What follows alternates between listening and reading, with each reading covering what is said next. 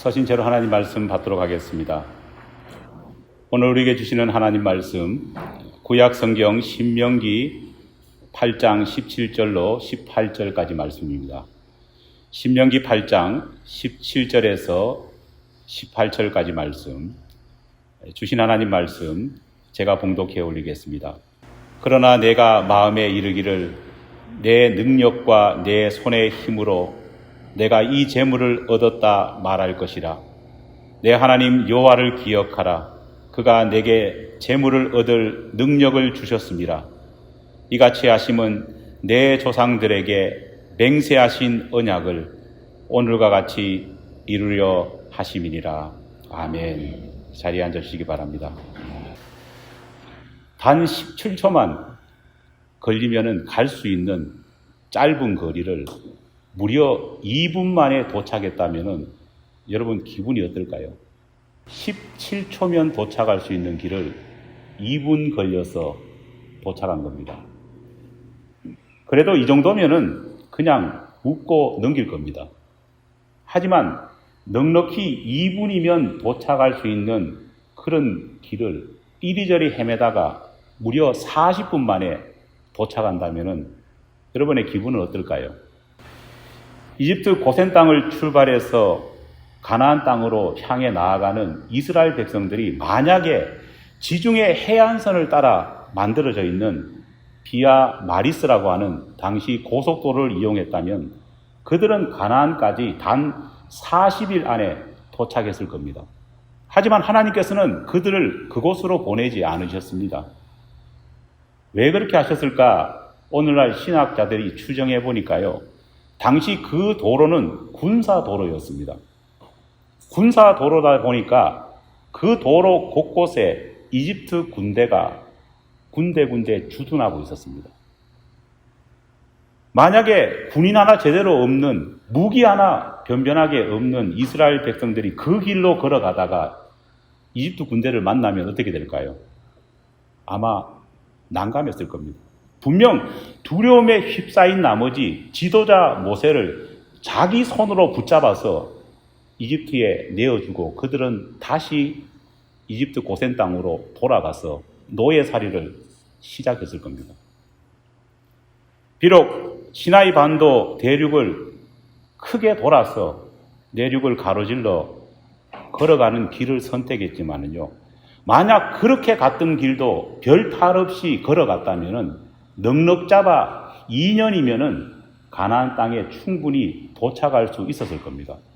하지만 가나안이 보이는 목전 가네스 바네아에서 그들은 모세를 졸라서 12 정탐꾼을 가나안 땅에 먼저 들여다보내 땅을 정탐하게 합니다.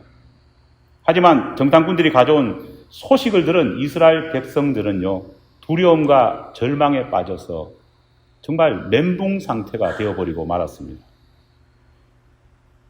12 탐사대가 백성들 앞에서 보고했던 탐사, 특별히 10명의 탐사대가 보고했던 내용을 요약하면 이렇습니다. 여러분 뭘까요? 모든 것이 너무 좋아 그곳에 들어갈 수 없다는 겁니다. 논리적으로 보면 말도 안 되는 소리죠. 너무 좋아서 들어가면 안 된다. 못 들어가겠다는 겁니다. 과실도 땅도 기대했던 것 이상, 그 이상으로 너무 좋다는 겁니다. 심지어 그곳에 사는 사람은 이집트 사람보다, 그리고 이스라엘 자기들보다 비교할 수 없을 만큼 대단한 사람들이라는 겁니다. 키가 크고 장대하고 엄청난 힘을 가진 사람들이 살고 있다는 겁니다. 그렇기 때문에 우리는 그 땅에 들어갈 수 없다는 겁니다. 왜냐하면 그렇게 좋고 그렇게 멋진 땅을 크고 강대한 이 원주민들이 순순히 자기 손으로 우리에게 내주겠냐는 겁니다. 그리고 자신을 가리켜서 뭐라고 말합니까? 우리는 그들 앞에 비교하면 메뚜기 같다. 그렇게 이야기를 합니다. 이스라엘에는 당시 이집트라고 하는 강대국을 무너뜨리고 출애굽을 단행했지 않습니까? 하나님께서는 이집트라고 하는 강대국의 바로라고 하는 절대 권력을 굴복시킨 다음에 그의 백성들을 출애굽시켜 주셨습니다. 그런 힘과 능력을 경험했던 이스라엘 백성들이요, 자기 힘으로 가나안에 사는 그 원주민조차 도저히 이길 수 없다고 자포자기한 겁니다. 문제가 뭐냐 하면요, 이들의 마음 가운데는 그 어디에도 전능하신 하나님의 그 모습을 신뢰하는 마음이 눈꼽만큼도 없었다는 겁니다. 하나님이 이집트를 탈출할 때 능력을 보여주시지 않았다면요, 그럴 수도 있습니다. 그렇잖아요. 맛보지 못했기 때문에. 하지만은 10번의 재앙을 걸쳐서 전능하신 하나님의 능력을 그들에게 반복해서 보여주셨음에도 불구하고 그들은 여전히 마음속에 하나님의 전능하심을 믿지 않았던 것입니다. 그런 불신에 사로잡힌 이스라엘 백성들을 향해 하나님께서는 진노하셨고 광야로 다시 돌아가게 하셔서 무려 40년 동안이나 광야에서 방황하면서 시간을 낭비하게 하셨습니다. 40일이면 넉넉히 들어갈 수 있는 그 거리의 땅을 무려 40년을 돌아가게 만드신 겁니다. 하나님께서 그렇게 하신 이유는 못된 이스라엘 백성들을 광야 생활 속에서 다시 훈련시키고 다시 가르치시고 다시 변화시키겠다는 마음이 있으신 겁니다. 민수기 14장 34절 말씀을 읽어보겠습니다.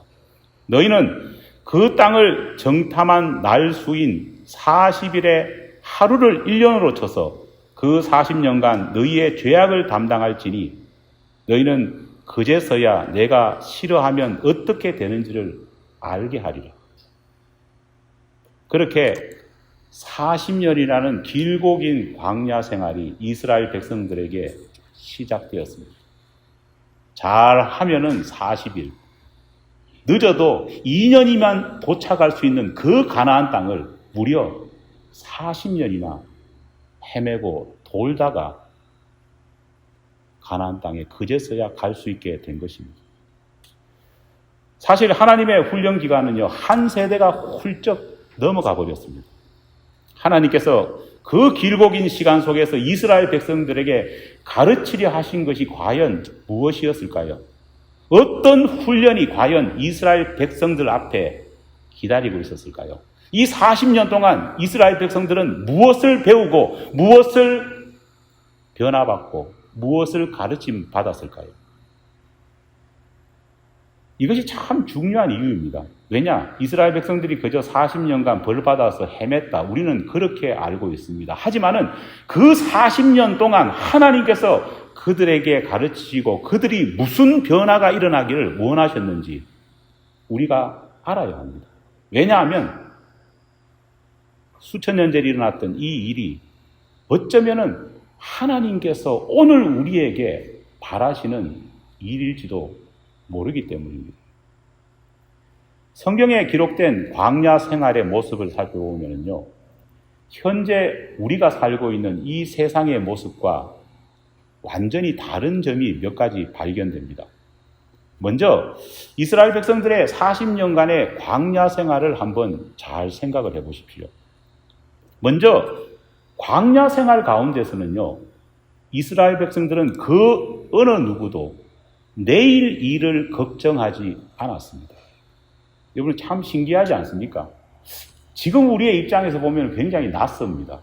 왜냐하면 오늘 저와 여러분들이 가장 많이 하는 고민이 뭡니까? 내일에 대한 불안 때문에 걱정하는 것 아닙니까? 그런데 광야 생활 속에서 이스라엘 백성들은 내일에 대한 걱정을 하지 않았습니다. 그렇다고 엄밀하게 말하면 40년의 광야 생활 속에서 이스라엘 백성들이 내일을 걱정하지 않아도 될 만큼 그렇게 평안한 삶을 살았느냐? 그 말은 아닙니다. 정확히 말하면요, 내일을 걱정해 봐야 아무 소용없는 그런 삶을 40년 동안 살았던 겁니다. 그들이 살았던 광야는 요즘 말로 하면 사막입니다. 농사를 지을 수 없습니다. 그들이 거주했던 주거지는 뭡니까? 건물이 아니었습니다. 매일매일 이곳저곳 떠돌아다녀야 했기 때문에 그들은 이동식 텐트 속에서 지내야 했습니다. 농사를 지을 수 없기에 모든 이스라엘 백성들은요, 입에 풀칠하는 것을 뭐에 의존했습니까? 아침마다 하나님이 주시는 만나에만 전적으로 먹거리를 의존할 수밖에 없었습니다. 사막이다 보니까요, 무엇으로 목을 축였습니까? 하나님이 반석을 여셔서 주시는, 공급하시는 그 생수만 마시면서 견딜 수 있었습니다. 흥미로운 것은 하나님께서 아침마다 만나를 내려주셨는데 그 만나도 일가족이 딱 먹을 만큼만 정확하게 거두게 하셨다는 겁니다. 욕심을 내서 가족 더 많이 먹이기 위해서요, 더 많이 가져온다 해도 비축할 수 없었습니다. 왜냐하면 성경에 기록되어 있습니다. 욕심내어서 어디다 꽁쳐두면요, 반드시 그 만나는 썩게 되었습니다. 그러다 보니까 광야 생활 속에서 이스라엘 백성들은요, 창고가 필요 없었습니다. 그렇지 않습니까? 가져와 봐도 다 썩고 창고를 만들어 봐도 뭐 가지고 있을 것도 없지 않습니까? 매일매일 이동하다 보니까요, 집도 정말 텐트밖에 지을 수 없었습니다. 이집트를 출발할 때 너나 할 것 없이 그래도 다 괜찮은 텐트 하나는 다 가지고 나왔을 겁니다. 집집마다 가지고 나온 텐트는요, 이집트 사리가 보면은 같은 노예라도 그래도 좀 괜찮은 집 노예, 아주 정말 힘든 노예가 있었기 때문에 가지고 나온 텐트도 어떨까요? 천차만별이었을 겁니다. 하지만은 수년의 시간 가운데에 광야 생활을 하다 보니까요, 가져 나온 텐트가 어떻게 됐을까요? 벌써 낡고 더러워졌을 겁니다. 다행히 하나님께서는 이스라엘 백성들이 광야 생활을 하는 가운데에 신과 옷이 닳지 않도록 해주셨다, 그렇게 은혜를 주셨습니다. 가지고 나온 텐트 역시도 낡긴 낡았지만 하나님께서 분명히 그것 역시도 부러지지 않고 사용할 수 있도록 은혜를 주셨을 겁니다. 어차피 다 몇 년 지나고 나니까 다 낡았기 때문에요, 화려한 집을 짓겠다는 욕심은 아예 없었고 거기서 무슨 텐트 자랑할 그런 생각도 없었습니다. 남들보다 내 텐트가 더 값진 텐트라고 자랑해봐야 뭐 하겠습니까? 다 낡았는데요. 그저 모든 사람들은 하나님 앞에 뭐라고 기도했을까요? 하나님, 내 낡아버린 이 텐트 더 이상 헤어지지 않도록 그렇게 해주십시오. 그 기도만 모두 했지 않을까요? 이처럼 광야는요, 성공한 사람도 실패한 사람도 없었습니다. 많이 가진 자도 없었고 적게 가진 자도 없는, 아니 있다고 해도 자랑할 수도 없는 그런 곳이었습니다. 자신의 힘과 능력을 자랑할 곳이 아니었습니다. 모두가 어디를 바라봤을까요? 하늘만 바라볼 수밖에 없는 그런 곳, 하나님만 의지할 수밖에 없는 그런 곳이 바로 광야였습니다. 하나님께서는 이스라엘 백성들을 광야로 리턴시킨 다음에 바로 이 훈련, 하나님만 의지하고 하나님만 바라볼 수밖에 없는 이 훈련을 40년이나 반복해서 시킨 겁니다. 하나님께서는 이 40년의 시간 가운데에 가네스 바네아에서 전능하신 하나님을 잊어버리고 하나님의 능력보다는 크고 장대한 인간의 외모를 보고 두려워했고 불신 가득한 모습을 보였던 그 이스라엘 백성들을 다시 광야에서 훈련시켜서 새롭게 인간 개조시키기를 원하셨던 것입니다. 하나님께서는 이스라엘 백성들이 자신들이 과거에 가졌던 모든 것과 지금 현재에 누리는 모든 것이 하나님께로부터만 왔음을 다시 깨닫게 하고 인간의 힘과 능력으로 얻어지는 것이 아니라 오늘의 나의 삶도 내일의 나의 삶도 모두 하나님이 주시는 은혜와 능력으로 이루어진다는 사실을 제대로 배우고 깨닫고 체험하시기를 원하셨던 것입니다. 40년 동안 하루도 빠짐없이 하나님께서는 이 훈련을 반복해서 했습니다. 만나가 내릴 때마다 내 먹거리의 주인, 내가 먹고 사는 것의 주인은 누구라고요? 하나님을 부모 세대부터 자식 세대까지 다 보고 배웠을 것입니다. 지겹도록 반복해서 훈련하셨습니다. 그렇다면요, 얼마나 이스라엘 백성들의 믿음이 단단해졌겠습니까? 여러분, 우리가 흔히 보통 무슨 파트에서 10년만 미친 듯이 하면은 무슨 소리를 듣습니까? 전문가 소리를 듣습니다. 그렇죠? 20년간 그걸 하면은요, 무슨 소리를 듣습니까? 달인이라고 하는 소리를 듣습니다. 한 30년 하면 뭐라고 듣습니까? 구루, 도사님이라는 소리를 듣게 됩니다. 그런데 40년이라는 세월을요, 같은 문제, 같은 주제를 놓고 연구하고 경험했다면요, 모르긴 몰라도 이스라엘 백성들은요, 신앙에 관한 한, 믿음에 관한 한 정말 도사가 되지 않았겠습니까? 적어도 두 가지만은 40년간의 이 훈련을 받았던 이스라엘 백성들의 머릿속에, 마음속에는 각인되어 있었을 것입니다. 아니, 각인되어 있어야 합니다. 첫째가 뭡니까? 모든 것은 누구로부터 온다고요? 하나님으로부터 온다. 두 번째, 내 능력과 힘이 아니라 하나님께서 능력을 주셔야지만이 내가 어떤 것도 얻을 수 있다는 이 사실만은요, 이 두 가지만은 가슴에 새기고 머리에 각인될 만큼 40년간 교육을 받았을 겁니다. 드디어 40년의 길고 긴 하나님의 심판이 끝났습니다. 40년간 하루도 빠짐없이 하나님께서는 이스라엘 백성들에게 훈련시키셨습니다. 그리고 40년이 지난 후에 기쁨 가운데 이스라엘 백성들은 광야 학교 졸업식에 참석할 수 있었습니다. 하나님의 명을 받고 40년간 이 길고 긴 광야 학교를 운영했던 교장 모세는 하나님께서 내려주신 말씀 아래 작성한 졸업생들을 향한 당부의 말을 낭독하게 되었습니다. 40년간 얼마나 많이 체득했겠습니까? 정말 박사학위 받아도 능히 받을 만한 그런 사람들 아닙니까? 그런 사람인다고 할지라도 교장 모세는 마지막으로 가나안에 들어갈 그들을 위해서 마지막 당부를 연설에 담았습니다. 하나님의 뜻을 담아서 모세가 작성해서 낭독한 졸업생들을 향한 권면이 신명기 8장 2절로 18절 말씀에 기록되어 있습니다. 과연 모세는 어떤 연설을 했을까요? 제가 이해를 돕기 위해서 현대어 성경으로 한번 읽어드리겠습니다. 졸업생 여러분, 하나님께서 여러분들을 왜 40년 동안 이곳 광야로 인도하셨는지를 기억하십시오. 하나님께서 그렇게 하신 이유는 여러분들을 겸손하게 만드시고 여러분들의 마음과 생각을 바로잡고 여러분들을 시험하여 하나님의 명령을 잘 지키는가 지키지 않는가를 보시기 위함이셨습니다. 하나님께서는 굶주린 여러분들에게 만나를 주셨고 여러분들의 헤어진 옷과 발을 부르트지 않게 해주셨습니다. 그 모든 것은 부모가 자식을 단련시키고 가르치듯 하나님께서 여러분들에게 주시고 여러분들의 마음속에 깊이 새길 부모의 심정이 담긴 메시지였습니다. 그것은 바로 사람이 먹고 사는 것에만 빠져 사는 것이 아니라 하고 싶은 대로 사는 것이 아니라 여호와 하나님께서 주시는 말씀과 그 가르침대로 살아가야 한다는 것을 가르쳐 주시기 위함입니다. 이제 여러분들은 고대하고 고대하던 가나안 땅으로 들어갈 것입니다. 그것은 정말 좋은 땅입니다.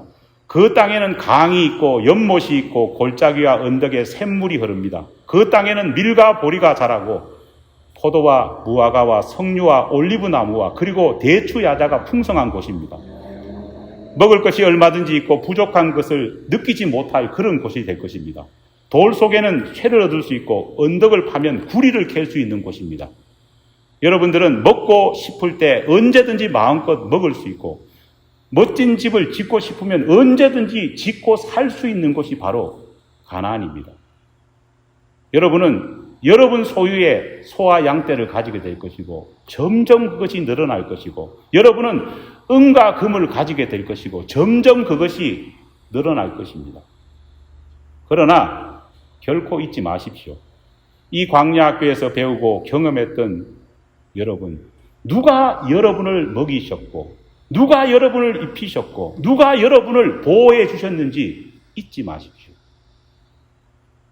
여러분들이 속으로 내가 부자 된 것은 내 힘과 능력 때문에 된 것이라고 생각할 날이 올지도 모르겠습니다. 하지만 그런 순간이 되면 여호와 하나님을 꼭 기억하십시오. 여호와께서 여러분들에게 부자가 될 수 있는 힘을 주셨고 여러분께서 여러분의 조상에게 하신 약속을 이루시기 위해 지금도 여러분을 돌보고 계시고 앞으로도 돌볼 것임을 잊지 마십시오. 모세가 이렇게 당부한 다음에요. 광야학교 졸업식은 은혜스럽게 끝났습니다. 그리고 사람들이 그렇게 그리든 가고 싶어 하던 가나안 땅으로 모두 들어갔습니다.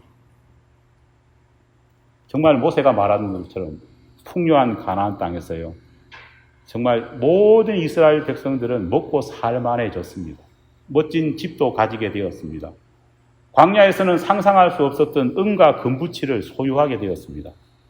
넉넉함이 넘어서다 보니까요. 다 쓸 수 없어서 창고를 짓기 시작했습니다.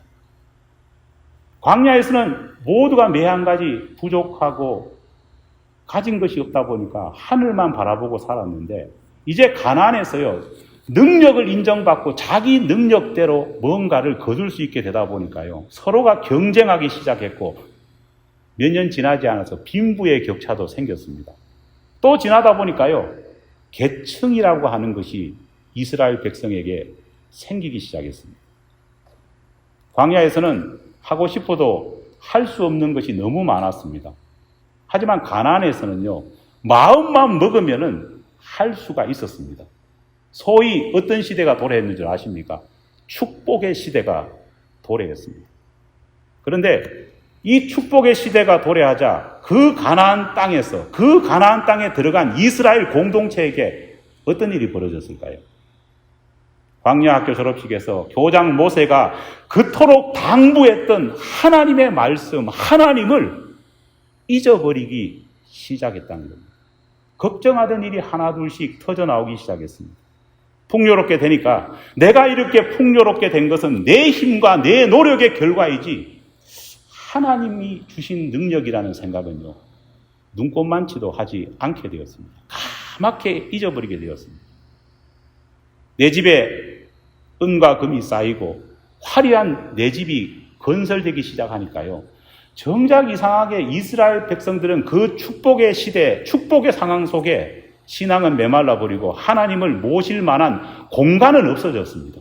광야에서는 내 집이 없었는데도 하나님을 모실 만한 공간이 차고 넘쳤는데 가나안 땅에는 정작 내 집이 생기니까 내가 거할 공간은 있는데 주님 거하실 공간은 없는 겁니다.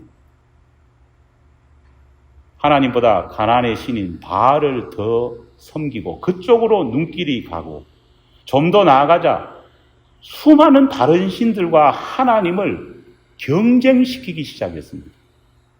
그리고 나중에는요, 신도 필요 없다. 내가 신만큼 능력을 가지고 있다 생각하면서요. 어느 날 가나안 땅에도 종교가 필요 없는 그런 시기가 도래하기 시작한 것입니다. 여러분, 지금 이런 모습이 3,500년이 지난 지금 우리의 모습이 아닐까요? 요즘 모습이 참 웃깁니다. 요즘은 종교가 필요 없는 시대라고 합니다. 왜냐? 이제는 인간이 자기 능력을 너무 과신하다 보니까요. 신 같은 것은 필요 없다는 겁니다. 오늘 우리의 모습과 가나안의 그 옛날 모습이 너무나 닮아 있습니다. 메마른 광야를 지날 때는 이스라엘 백성들이 하나님의 은혜가 절실하게 필요했습니다. 매일매일 하나님의 은혜가 도래하지 않고서는 살 수 없었습니다. 그런데 정작 은혜와 축복이 생기자 그 모습이 사라져 버린 겁니다.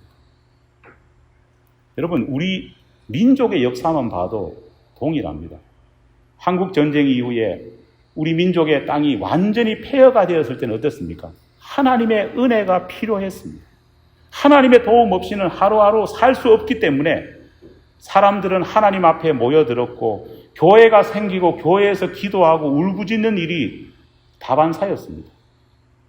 그런데 우리나라가 1980년 중반을 기점으로 해가지고 가나안의 풍요를 맛보기 시작하면서요. 완전히 삶이 달라졌습니다. 미국에 이민 온 우리는 어떨까요? 여러분 그렇지 않습니까? 저보다 훨씬 일찍 이민 온 여러분들, 이민 초기에 너나 할 것 없이 광야 생활을 경험했을 겁니다. 살기 힘들고 지내기 힘들다 보니까요, 가족을 먹여 살리기 위해서 열심히 몸부림쳤습니다. 몸의 부대낌과 마음의 어려움이 있으니까 자연스럽게 교회 중심으로 모였고 교회에 와서 하나님께 울부짖기도 했습니다. 그러던 어느 날 하나님께서 우리에게 무엇을 주셨습니까? 가나안의 풍요를 주셨습니다. 그 풍요를 인정받은 지금 우리의 모습은 여러분 어떨까요? 3년 동안 우리는 코로나로 인해서 옴짝달싹할 수 없이 정말 집에 갇혀 있었던 때도 있었습니다. 그렇잖아요. 또 우리는 추운 야외에서 예배 드리면서 언제 우리 교회로 다시 돌아와서 예배 드릴까? 언제 정말 정상화 될 수 있을까? 이것을 꿈꾸며 살았던 적도 있었습니다. 여러분, 우리 교회가 다시 회복되어서 돌아왔을 때 첫 번째 예배 드리던 그날의 감격을 여러분 기억하십니까? 하나님께 간절히 원해서 다시 모든 것이 회복되어서 가나안처럼 풍요롭고 평안해졌습니다. 그런데 과연 지금 우리의 모습은 어떠하냐는 것입니다. 힘들게 살았을 때는 하나님의 은혜가 필요했습니다. 하지만 지금 우리에게는 은혜가 필요합니까? 여러분, 성경의 이 말씀을 분명히 기억해야 합니다. 광야에서는 하나님의 은혜가 필요합니다. 그런데 성경에 보면 가나안에는 뭐가 필요하다고 되어 있는 줄 아십니까? 은혜 위에 은혜가 더해야 된다고 말해요. 광야에서는 은혜만 필요한데 정작 가나안에서는요, 은혜 위에 플러스 은혜가 더해져야 된다는 겁니다. 여러분, 하나님께서 왜 이런 당부를 하셨을까요? 광야에서는 은혜 받기 쉽지만은 가나안에서는 은혜 받기가 힘들기 때문에 은혜 위에 은혜가 더해져야 한다 말하고 있습니다. 광야에서는 사탄을 경험할 일이 별로 없습니다. 하지만 가나안에서는 사탄의 유혹이 판치기 때문에 은혜 위에 은혜가 더해져야 된다는 겁니다. 흥미로운 것은 광야에서는요, 실수가 많았습니다.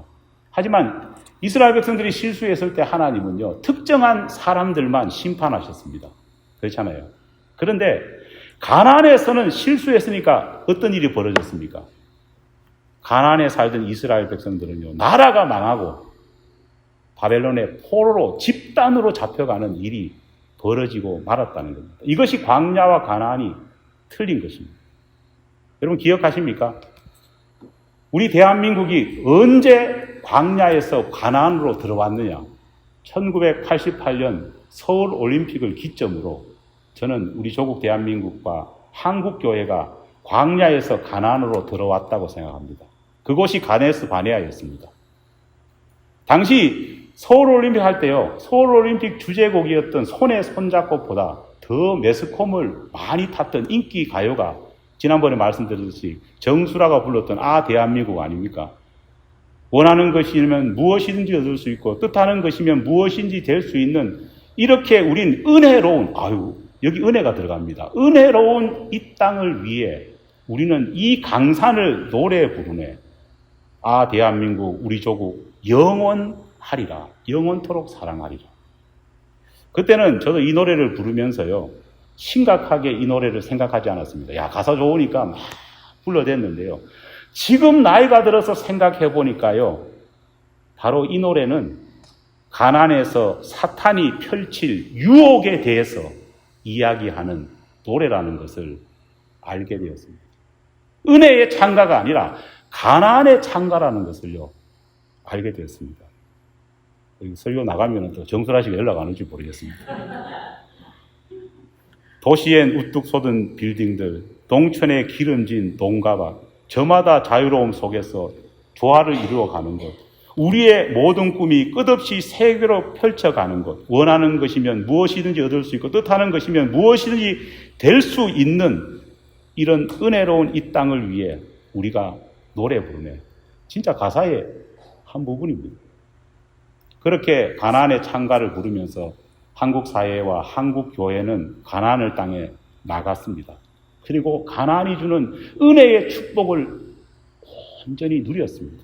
그러다가 1997년 한국이 어떻게 됐습니까? 물질과 풍요에 흥청망청 지내다가요, IMF 경제 위기를 맞았습니다. 한국 교회 역시 어떻게 됐을까요? 풍요롭고 대형화되고 흥청망청되는 그 가나안의 풍요에 흠치되어 가지고 무슨 복음을 외쳤습니까? 기복적인 복음을 외치기 시작했습니다.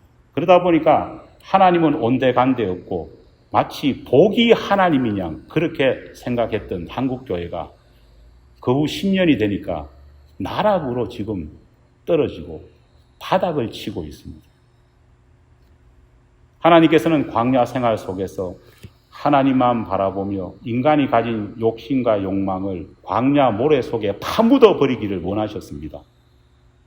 하지만 가나안에 들어온 이스라엘 백성들은요, 땅에 파묻었던 그 욕심과 욕망을 하나 둘씩 꺼내기 시작했다는 겁니다. 제가 며칠 전에 우스갯 이야기를 듣고 진짜 그런가 한번 찾아보고 굉장히 마음에 큰 찔림을 받은 적이 있습니다. 여러분, 오늘 이 시대는 가나안의 시대입니다. 믿습니까? 이 불신과 가나안 시대에 세상에서 가장 하나님을 잘 믿는 존재가 있습니다. 이 가나안의 시대 가운데에 우리보다 하나님을 더 잘 신뢰하는 존재가 있습니다. 누굴까요? 여러분 아십니까? 달러입니다. 여러분 달러 뒷면에 보면 뭐라고 써 있습니까? In God we trust. 정작 우리는 돈 때문에 하나님을 잃어버리는데 정작 달러는 뭐라고 말합니까? 하나님 안에서 나는 신뢰합니다. 정작 돈은 1달러도 5달러도 10달러도 100달러도 하나님을 믿는다고 고백하는데 정작 우리는 돈의 노예가 되어가지고 하나님을 잃어버리고 있는 것입니다. 여러분 아이러니하지 않습니까? 오늘 본문 말씀에서 하나님은 분명히 말합니다. 내 하나님 여호와를 기억하라. 그가 내게 재물을 얻을 능력을 주셨습니다. 믿습니까? 하나님은 In God we trust를 고백하기를 원하시고 계신다는 겁니다. 모르겠습니다. 이런 부탁도 드려보면 좋지 않을까 농담 삼아 이야기해 봅니다. 이제는 달러를 벽에 붙여놓고 나도 최소한 저 달러만큼 믿어야지 그렇게 생각할 시대가 도래할지도 모르겠습니다. 진짜 우리 신앙의 모습은 광야를 지날 때 알 수 있습니다. 하지만 더 본질적인 모습은요, 광야가 아닌 가나안에서 살아갈 때 우리 신앙의 진짜 모습이 드러나는 것입니다. 사랑하는 여러분, 예수님께서는 사탄에게 시험을 받으시면서 하신 말씀이 있습니다. 사람이 떡으로만 사는 것이 아니라 하나님의 말씀으로 사는 것이다 이야기를 했습니다. 주님이 왜 이야기를 하셨을까요? 이것은 광야와 가나안의 삶을 아우르는 명령입니다. 우리는 사탄이 주는 유혹을 이기면서 은혜 위에 은혜가 더하는 그런 삶을 살아야 될 줄 믿습니다.